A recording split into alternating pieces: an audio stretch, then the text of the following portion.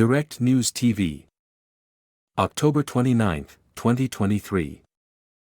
Joy and horror as communications come back on in the Gaza Strip. Gaza Strip. After a day and a half of zero communication with their families in Gaza, many Palestinians took to X, the social media site formerly known as Twitter, to express their joy at finally being able to get in touch with their relatives. "My family is alive." Hanan Abu Nasser, who lives in Sweden, posted. Rami Abdu, who lives in Switzerland, also posted, "My family is alive. Stop #Gaza genocide." In Istanbul, journalist Yasser Ashur, whose entire family lives in Gaza, said, "Hearing from our families and friends in Gaza is like a rebirth." The Gaza Strip was plunged into a total communications blackout on Friday night, no internet, mobile or landline services, in tandem with what residents said was the most ferocious night of Israeli bombardment and shelling yet. Many Palestinians were left wondering how they managed to remain alive, and some shared photos of themselves to prove that they had survived. Amjad al-Dardasawi posted a photo of himself and his 3 sons and relayed a short conversation between them. "Is the network back, Dad?" "It's back, my sweetheart. So let's take a picture to reassure them we're okay." For some of those living in the blockaded territory, limited access to internet and phone lines came with ominous news. "I am in Al-Shadi Beach refugee camp in the areas north of Wadi Gaza," said one user called Al-Mekdad. Since 7 p.m. on Friday, artillery, naval and aerial bombing has not stopped for a single moment. On Saturday night, we were subjected to the worst bombing we've ever experienced, more than 200 raids within half an hour. We were sure we would die. We woke up to find that 45 people near us had been martyred. Nora Shore wrote that once the internet was back, she was finding out that people she knew had been killed. "From the moment I connected to the network, every minute we hear the news of a new person being killed," she said. "If only the internet stayed disconnected." Another user, Belal Nizar Rayyan, said that his friend from northern Gaza found out that his sister had been killed during the blackout.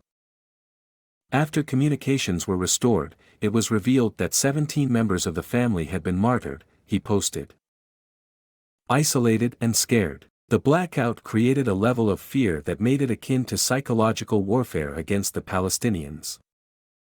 As the bombardment increased in intensity, residents were left literally and figuratively in the dark, with no idea where explosions were, who had been injured and who had been killed, and very little information about what was happening on the ground.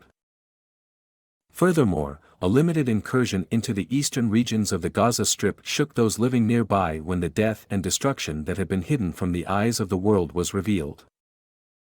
Ainaz Kamal, 27, was sick with worry over the fate of her sister and her children, who live in the southern city of Khan Yunis. "We were completely isolated from the world, and we couldn't move anywhere because of the continuous bombing," she said.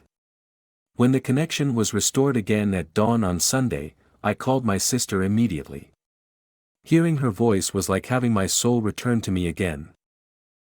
The only limited source of information available to some families was the radio, but that couldn't tell them which areas the Israeli military was targeting or which families were affected.